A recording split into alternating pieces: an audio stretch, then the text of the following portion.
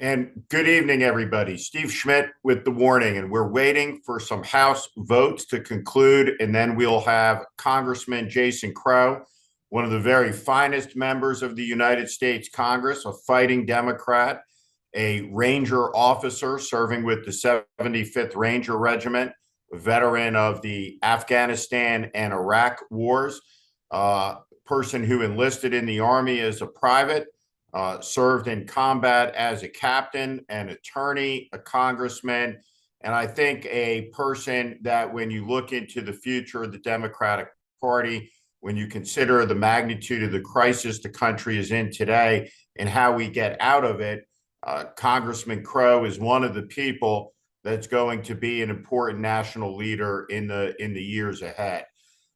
Today, in North Carolina, I participated in a march with Bishop William Barber and hundreds of clergy, ordinary citizens, Black and white and Hispanic Americans, all. The only flag you saw flying was the American flag. And we marched about 15 miles today over 3 days. We'll do 54 miles coming into the state capital of Raleigh. And it's important to stand up in this moment of crisis. We're going to talk to Congressman Crow about what it's like to be targeted by the government for doing his job.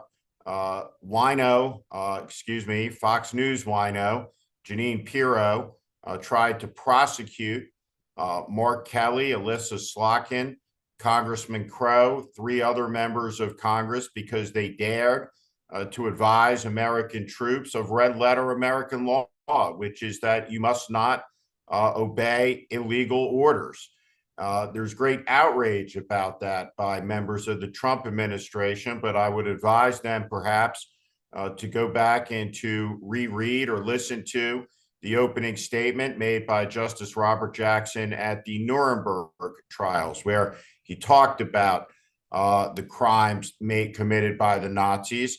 And of course, following orders was not a legitimate excuse. And every American service member understands from their training the difference between a legal and an illegal order.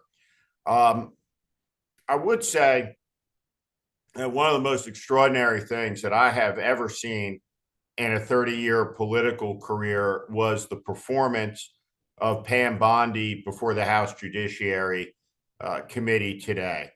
It was obscene.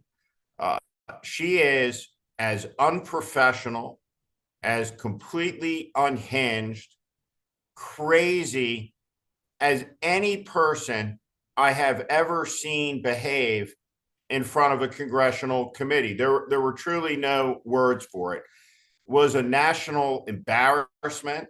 It was a debasement and an embarrassment for the Judiciary Committee, for Jim Jordan, who nobody should have much expectations in the way of, but just an extraordinary and astonishing performance by Pam Bondi. The cheap insults, the total lack of personal control, the utter dishonesty, the corruption, the lying, the failure to turn around to apologize to the Epstein survivors regarding the way that the Department of Justice has violated their confidentiality, the way that it has stripped from them those that cared for it, their anonymity, and re-victimized them over and over again. Pam Bondi answered questions by calling members of Congress losers in her response. She came with a notebook full of insult cards. She's not bright enough to remember the cards, so she had to keep looking down at them. It was a performance that beggars belief.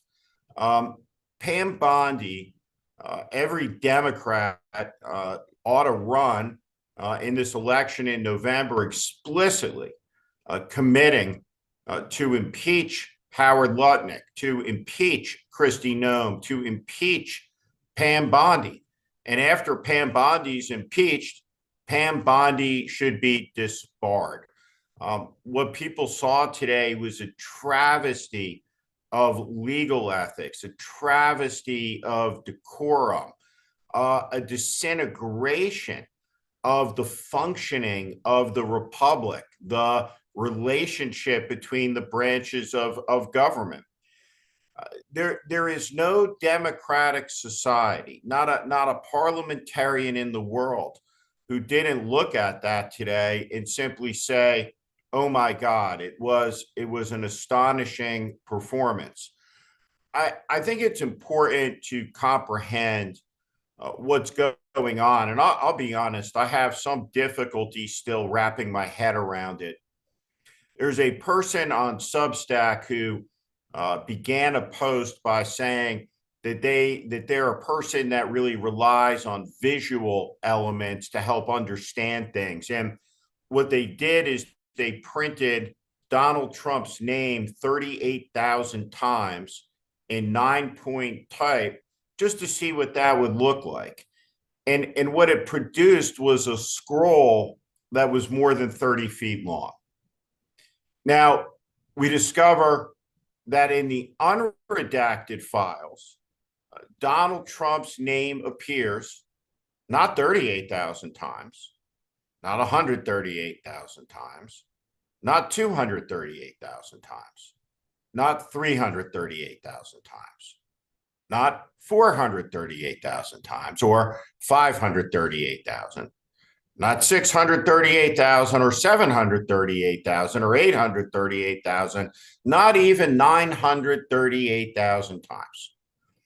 Donald Trump's name appears in the Epstein files more than 1,000,000 times. Jeffrey Epstein was the most prolific and notorious child sex trafficker of the 21st century. And Donald Trump, his close friend, appears in that more than 1,000,000 times. Jeffrey Epstein is a sex criminal, and Donald Trump was among his closest friends. And Jeffrey Epstein's accomplice, Ghislaine Maxwell, is the only tier 1 sex offender that has been moved from a maximum security prison, which is where she belongs, to a minimum security prison. And that occurred on orders from the Department of Justice, no doubt from the White House. Another corrupt transaction that is immolating the rule of law in the United States. Howard Lutnick, in October, Trump's lackey, Commerce Secretary, among the smuggest, the most arrogant, most incompetent cabinet secretaries, an absolute fool and complete toady, went out of his way to say that Epstein, who he shared a wall with living next door, was repugnant to him, disgusting to him, that he knew what he was and who he was, and he had nothing to do with him. He was skeeved out by it. Well, as it turns out, that's a lie. Howard Lutnick went to visit Jeffrey Epstein on his island, and he took his wife, and he took his children, and he took his, quote, nannies with him to visit a child sex criminal. And it's not just Howard Lutnick. Over at CBS News, run by the propagandist Barry Weiss, there's Peter Attia. He is their health contributor, a doctor, a person who appears thousands of times in the Epstein files, having explicit, direct sexual conversations with Jeffrey Epstein. Epstein is going to go on television and say and report on what's good for little girls and their moms, it's an obscenity. The billionaires who are in these files thought that the rules did not apply to them, thought that they lived in a world utterly apart and detached from normalcy, from decency, from the law. And there are more than 1,000 women, 1,000, who were trafficked, who were abused, innocents abused by power. And the Trump administration, the Trump regime, is at this moment, deeply involved in using the full power of the Justice Department to prosecute political opponents while simultaneously protecting the abusers of these 1,000 women. And the cover-up is failing. The information is spilling out. And every detail about what happened and who did what is going to be known. And it is astonishing to watch Republicans who took an oath to the Constitution, not to Donald Trump, shatter that oath to serve an evil man who has no regard for them whatsoever, who disdains them, who does not respect them, and wants only one thing for them, and is only interested in one thing, which is their obedience. So we're at an incredibly tragic hour in the country. The idea that what happened today would ever happen in a congressional hearing would not have been conceivable to generations of members of Congress. The blatant disrespect, the utter lack of decorum, the bizarre, crazed, craven deportment by Pam Bondi, simply extraordinary. One of the things I want to talk about really quickly while we're waiting for Congressman Crow, that a lot of people say to me is that they're so scared, they're so worried. They're worried about whether we're going to have elections. They're worried that Donald Trump won't acknowledge the winners of the elections. And what I want to say to that is, do not be afraid. We will have elections, and MAGA will be crushed in these elections in November. It will be a historic election, a tsunami election, an election that shows a result, a wave that is amongst the biggest midterm defeats in American history. We're going to see a result that shatters the results in landslide years like 1994 and 2006. There is not a safe Republican seat anywhere in the country. And you can look at the special elections that have taken place in Louisiana, that have taken place in Texas, that have taken place in some of the deepest, reddest districts in the country, where Democrats have won, to appreciate what's building, what's coming. It's why you see so many Republican retirements. People are done, they're sick of it, and they're getting out. And if you looked at the faces of the Republican members today, what you saw was brokenness. What you saw was a total cratering of morale. They didn't call out Pam Bondi because they're broken. They're cowed, but they know. And it was etched on their faces what was happening in real time. That whatever it is they once thought that they would do in the Congress, the instinct to serve their communities, all gone. They are a Politburo. They are Nazi Reich ministers serving an evil cause.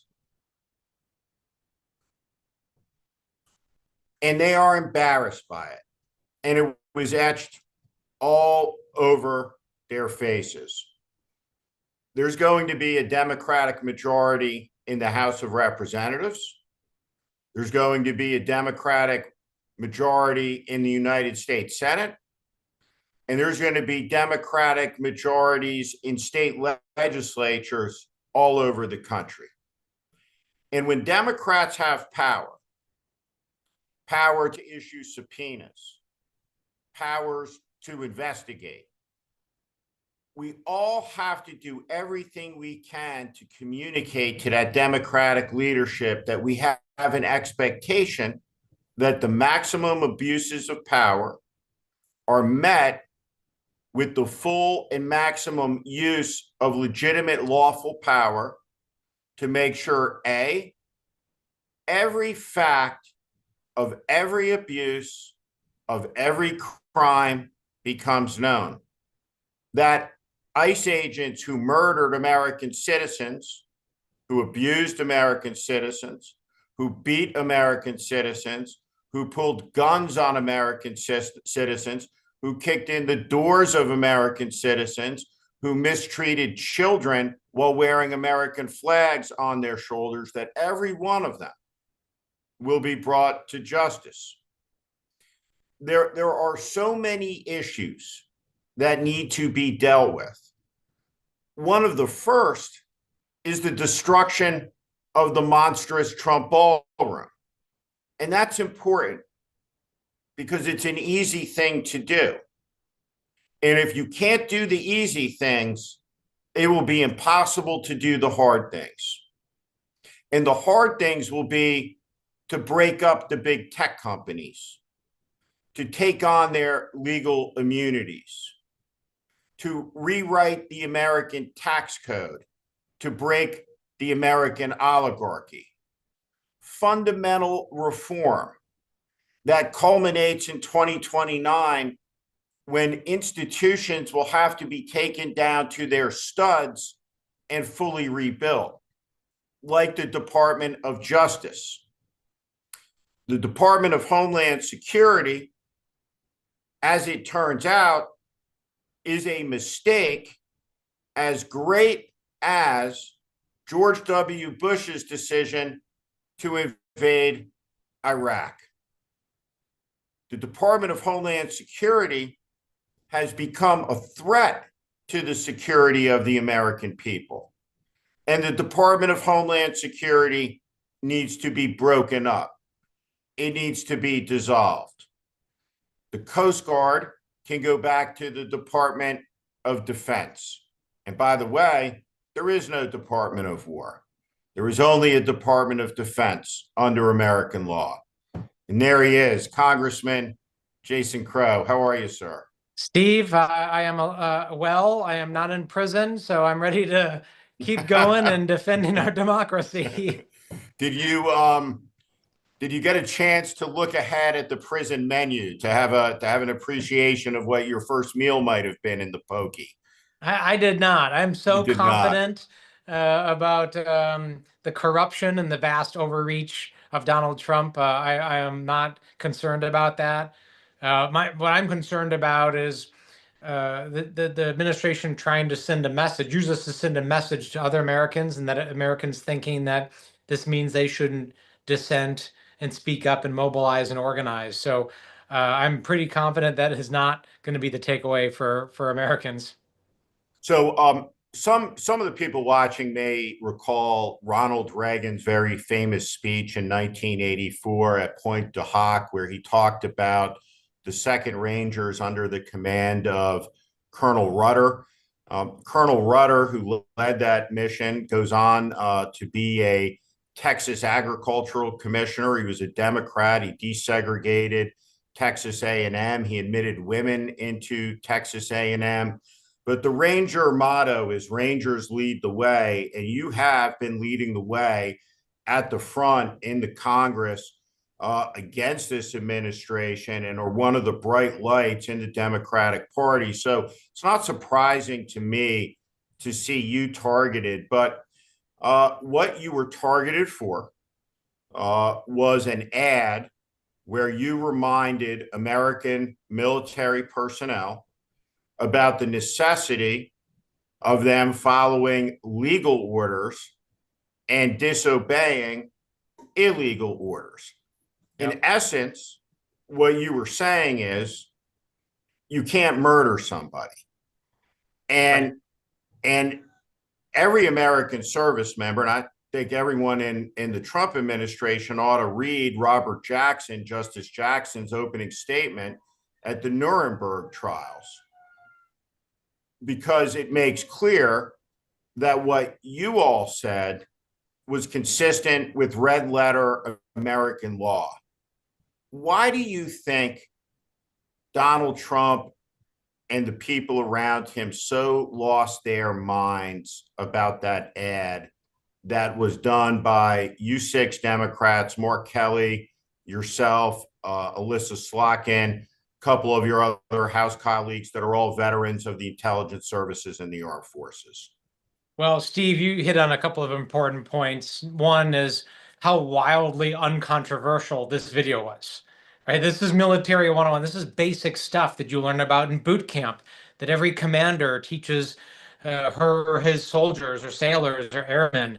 I did 3 combat tours to Iraq and Afghanistan as a paratrooper and an Army Ranger. And,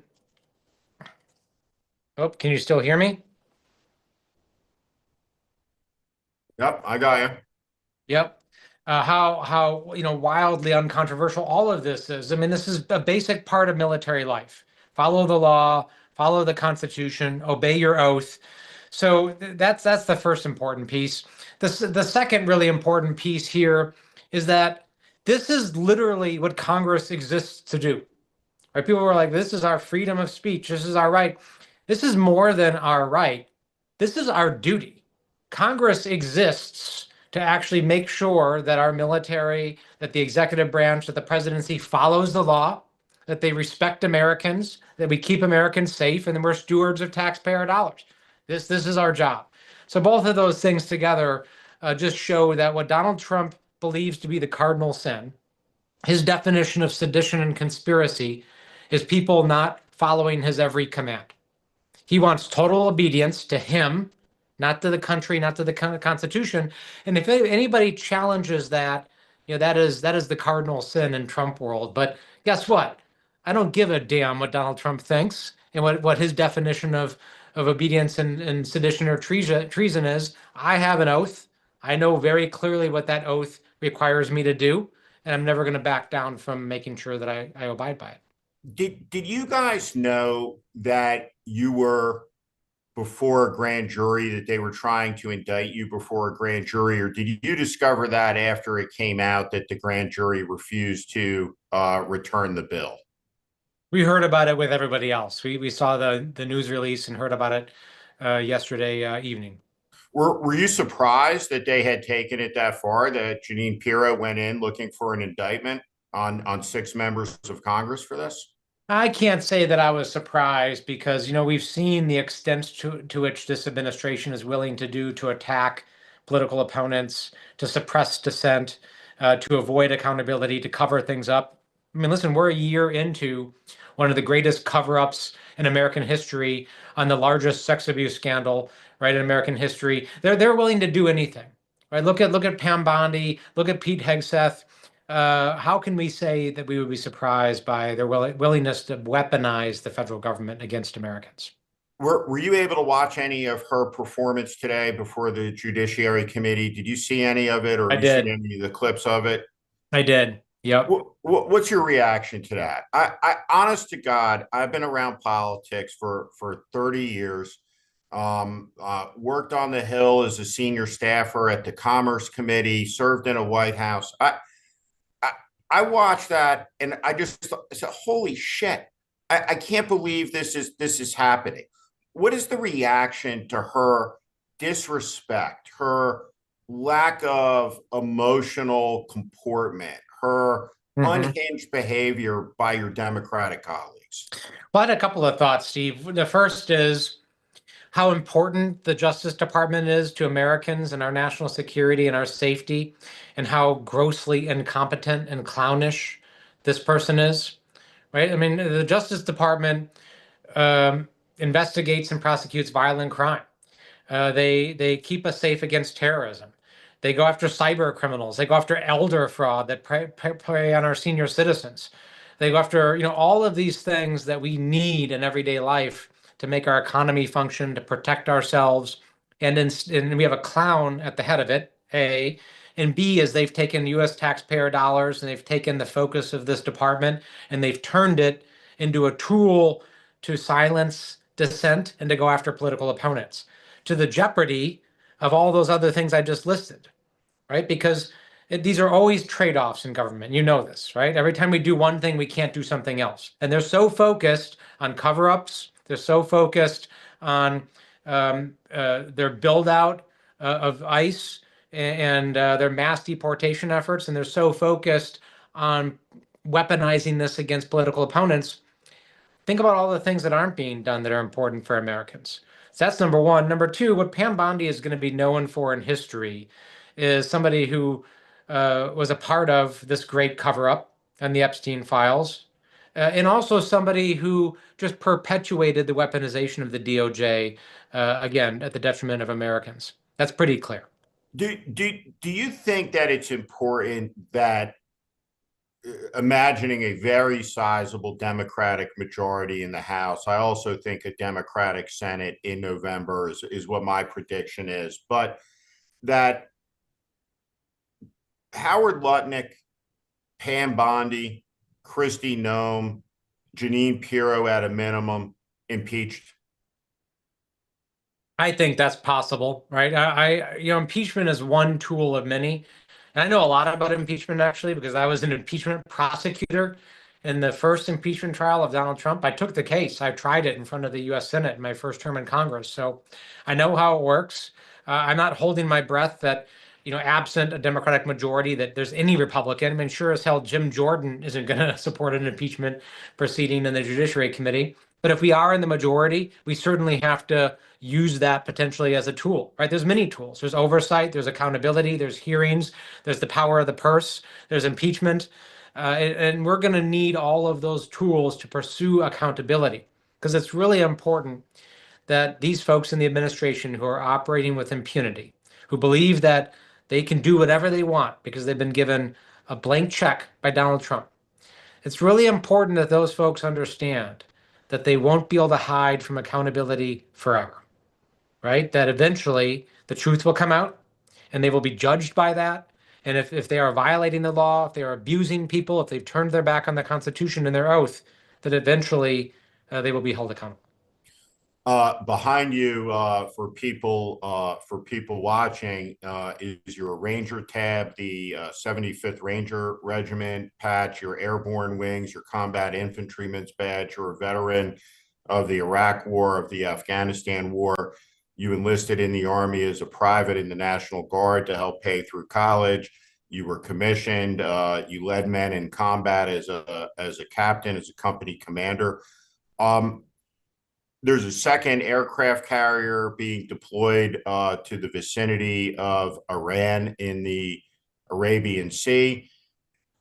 How worried are you that we are on the edge of a massive military strike against Iran with really no debate whatsoever, no strategy known to anyone but Donald Trump and Pete Hegseth, no discussion whatsoever about what comes next after the first bombs drop?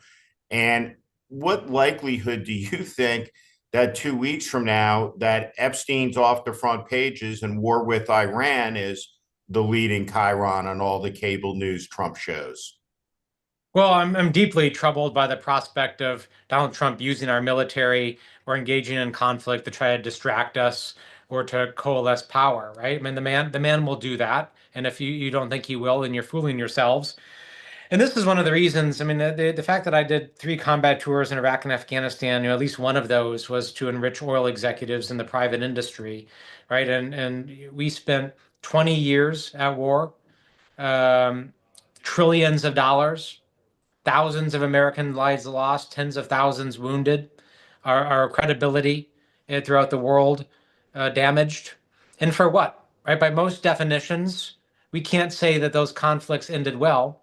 So what I learned when I was a younger man was that when the elites in Washington bang the war drums and pound their chests and talk tough about what they're going to do, they're not doing it themselves. And they're not talking about sending their kids to do it. They're talking about sending working class kids like me, sometimes from towns you've never heard of. They're the ones that have to jump in the tanks, jump in the helicopters, pick up a rifle, and do the tough stuff and suffer the consequences of it. So I'm done with that, right? And Americans are done with that. They're done with the endless wars. They're done with the war drums being banged every time somebody wants to enrich an oil executive or somebody else. I can tell you who isn't done with it is Donald Trump, who campaigned as an isolationist and campaigned on ending the forever wars. And the man doesn't see a problem he doesn't think he can bomb his way out of. 7 countries bombed in the first year of his administration. It's got to end. And I think there is a coalition in America forming, right, left, center, and everybody in between, who's also done with it and wants Congress to reassert its war powers and to put it in and put some guardrails in place. One of the things that happened yesterday at that grand jury is that ordinary Americans heard the government's case and told them to pound sand. They said no. Does That's that right.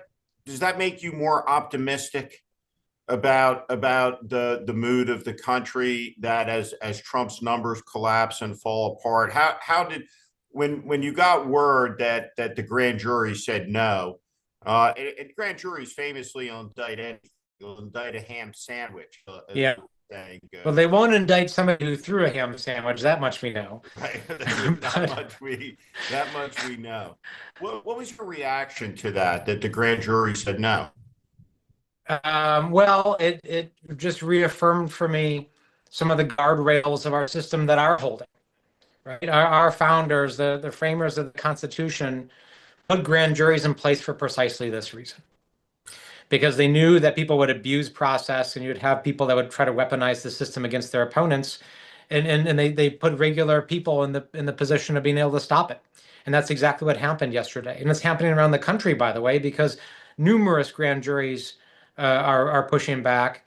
And the grand jury, which the failure rate for a grand jury, I used to be a lawyer too, is very low historically. Very few grand juries ever fail. But under this administration, many are, because they're just putting ridiculous cases, political cases, in front of these folks, and they're saying no. So that gives me hope. But Steve, the thing that gives me more hope than that is what I'm seeing around this country right now. I'm traveling the country and I'm recruiting candidates, and I'm finding that next generation of servant leaders who are going to step up and help us retake this country and rebuild our democracy. And there's something really significant happening in our country right now. The tide is turning. Give us a couple names of candidates that people can go look up that are watching us, and send $10, $20 to, who you're excited about. Well, I can't go into details on that in this I office. see you're in your office. Yeah, Yes. yeah. Bad question from my part. Almost got you in trouble, but you're a good congressman and a good lawyer there. One of the things that the Save America movement that I'm involved in is doing tomorrow, we'll be releasing an ad on Epstein and JD Vance inside the district. We'll begin running ads targeting Trump ambassadors in Poland, in Denmark, and in Canada. We have an ad that will be running across Canada from the American people. We'll begin our corporate CEO campaign. We're going after Tim Cook. We're going after Ron Lauder. We're going after Brad Karp at the law firm.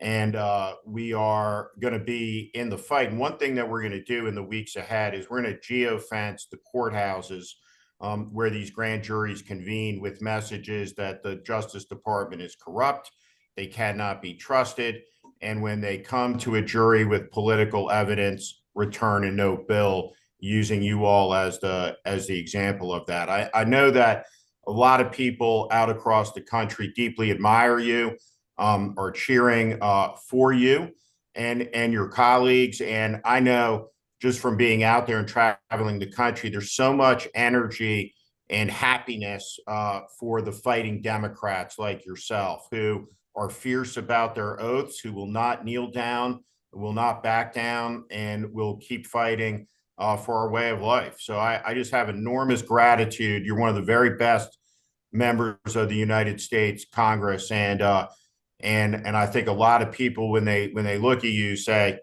you know, we're going to be okay because we got enough guys like Jason Crow, enough women like Alyssa Slotkin, and others out there who just won't back down to any of this. And so I personally want to say thank you for that. Thanks, Steve. I'm not backing down. I'm doubling and tripling down. And I'm inspired by the millions of Americans that are stepping up and showing everyday courage. You're naming and shaming some of the elites and some of the privileged people who are buckling and cowing. It's not going to be their story. When the history of this moment is written, it's not going to be the story of the cowards and those who shirked their duty. It's going to be the story of everybody else who stepped up, who showed courage, the Alex Prettys, the Renee Goods, and many other folks who are doing the work. And that's inspiring. That's the beauty of our country. Jason Crow, everybody, a man who epitomizes duty, honor, country. Congressman Crow, thanks for your time tonight. Thanks for having me. You bet.